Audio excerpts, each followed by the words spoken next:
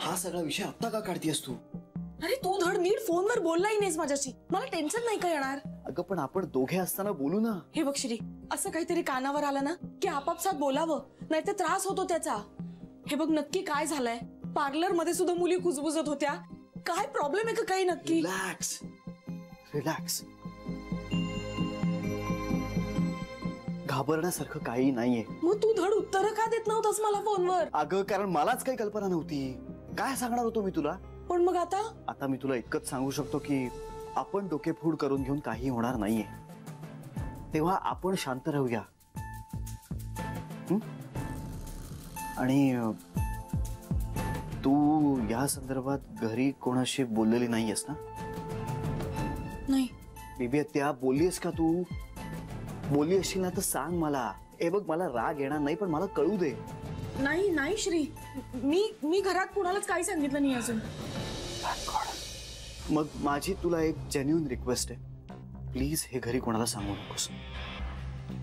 नाही सांगणार, कुणालाच काहीच नाही सांगणार. पण श्री, कोण आहेत ही माणसं? मलाही माहित नाही. अगं मी तुझ्याच इतका गोंधळलो.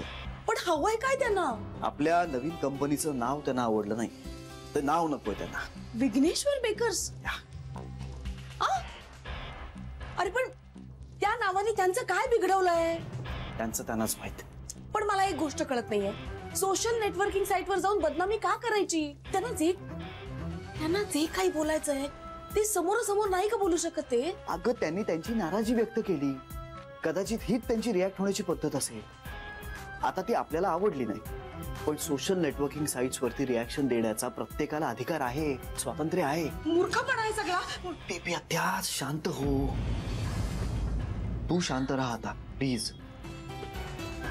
ओके श्री, तुझ्याशी बोलण्याआधी मी आईला फोन केला होता. आईची? हो. मग?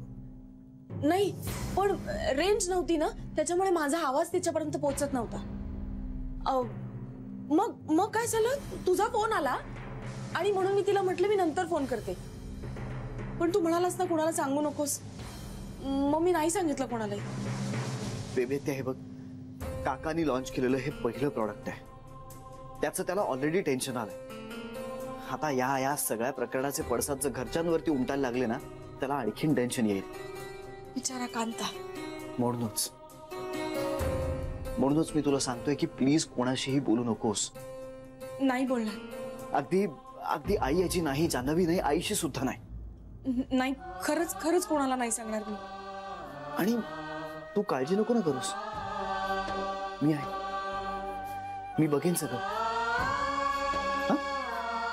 टेन्शन नाही घ्यायचं, छोटीशी गोष्ट आहे. हो ना?